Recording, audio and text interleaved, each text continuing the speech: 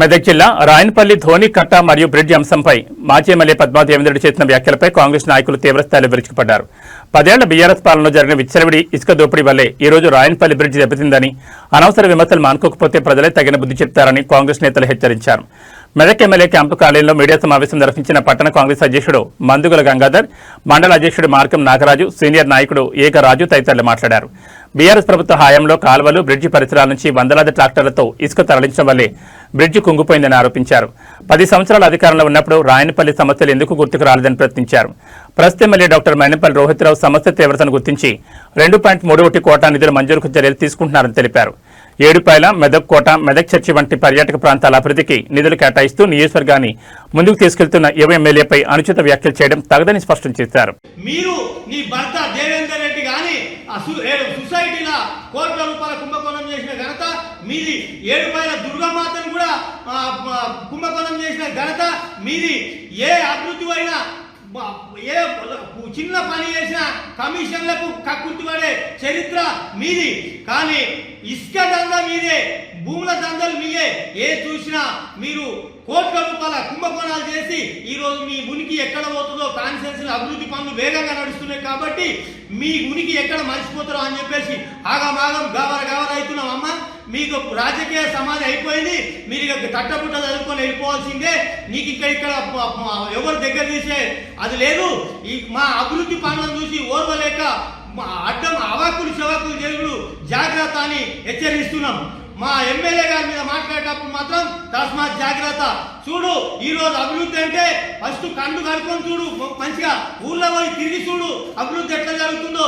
కొన్ని కోట్ల రూపాయలు, వందల కోట్ల రూపాయలు తీసుకొచ్చి అభివృద్ధి నడుస్తుంది. ఆడ మెడికల్ కాలేజ్ కానీ, ఆడ ఇంటిగ్రేటెడ్ స్కూల్ కానీ, ఊళ్ళో అభివృద్ధి పనులు ఎలా వేగంగా నడుస్తున్నాయో ఒకసారి చూసినాక మాట్లాడాలని చెప్పేసి హెచ్చరిస్తున్నాం. జాగ్రత్త పద్మా దేవేందర్ రెడ్డి గారు, తస్మాత్ జాగ్రత్త అని హెచ్చరిస్తున్నాం. నీకు రాజకీయ సమాధి కట్టినాం, ఇక నీ పుట్టగతులు లేవు, నీ కాన్సెన్స్ సాధించుకోవాల్సిందే అని చెప్పేసి నేను హెచ్చరిస్తున్నాం. పద్మా దేవేందర్ రెడ్డి గారు, మా ఎమ్మెల్యే ఏం చేస్తుండు, ఎక్కడుండు అంటున్నావు కదా. ఈరోజు అభివృద్ధి పనులు కనిపిస్తలేమా నీకు? ఇక్కడ చూస్తే కోంటూరు నుండి కాజాపూర్ వరకు ఇప్పుడే వర్కులు స్టార్ట్ అయ్యాయి. 30 కోట్ల పైన పైచిల్కు పనులు, బ్రిడ్జ్, సీసీ రోడ్లు నడుస్తూ ఉన్నాయి.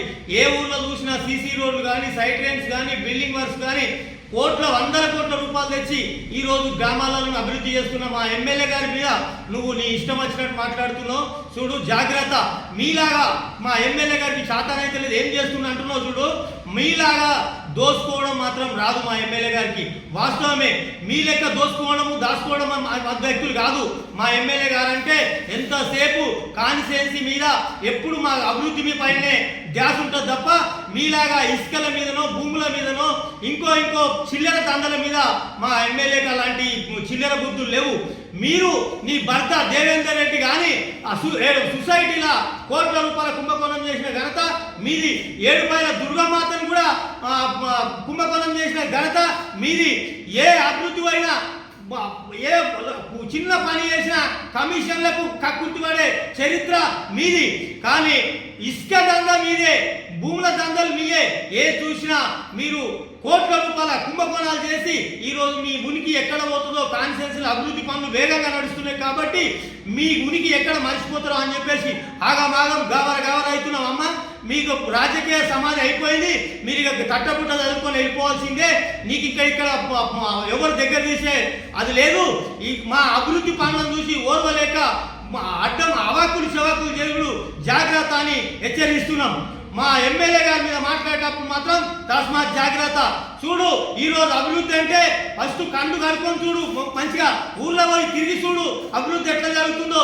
కొన్ని కోట్ల రూపాయలు, వందల కోట్ల రూపాయలు తీసుకొచ్చి అభివృద్ధి నడుస్తుంది. ఆడ మెడికల్ కాలేజ్ కానీ,